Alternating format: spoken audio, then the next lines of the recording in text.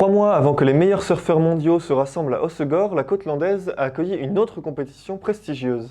La première étape de la Coupe d'Europe de longboard s'est tenue le week-end dernier à Vieux-Boucau avec des compétiteurs venus du monde entier. Retour en images sur cette compétition spectaculaire.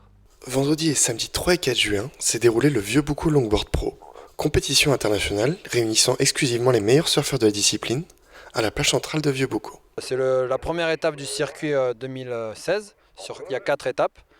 Et donc l'objectif pour tous ces compétiteurs, c'est d'aller le plus loin possible dans la compétition. Parce que les 4 meilleurs du classement général vont être qualifiés au championnat du monde pour la finale en Chine en décembre 2016. Donc. Sur le papier, c'est les meilleurs européens, mais on a la venue du champion du monde 2015, un péruvien, on a Venezuela, Japon, États-Unis, Argentin. Donc on a un tableau international sur une étape européenne. On a une brésilienne qui est troisième au championnat du monde, puis Colo Clement qui est champion du monde 2015 WSL.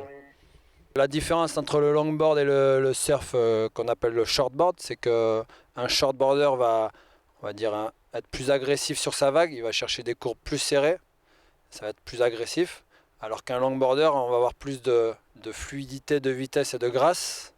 C'est là où on voit les surfeurs qui vont sur le nez de leur planche faire du nose riding. C'est plus élégant, l'objectif c'est d'aller mettre soit les 5 orteils, soit carrément les 10 orteils sur le bout de la planche et d'être un peu comme un équilibriste au bon endroit dans la vague et d'être un peu droit devant sa planche en nose. Et ça, voilà, les vagues correspondent bien aujourd'hui et c'est ça la grande différence entre le longboard et le surf. Organisée en partenariat avec la World Surf League, la compétition se déroulait pour la 3e année consécutive à Vieux-Boucau.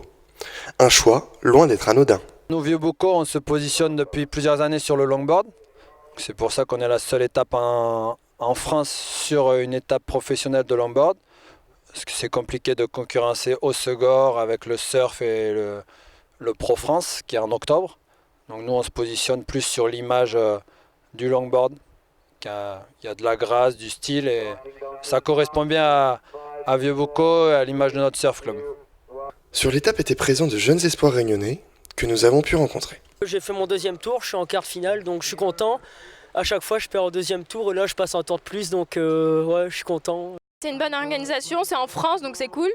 Et en plus, il y a une bonne ambiance, on se retrouve toutes les filles, donc c'est tout cool. L'année dernière, j'ai fait championne d'Europe et j'ai fait 5e aux mondiaux en Chine.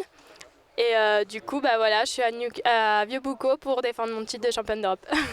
Alice Lemoigne réussira à conserver son titre de championne d'Europe face à la brésilienne Chloé Calment, mais malheureusement pour Martin Corré, il sera battu en quart de finale par le futur vainqueur de la compétition, Antoine Delpero. La prochaine étape du Tour européen de longboard se déroulera du 10 au 12 juin sur la plage de Gaia, au Portugal.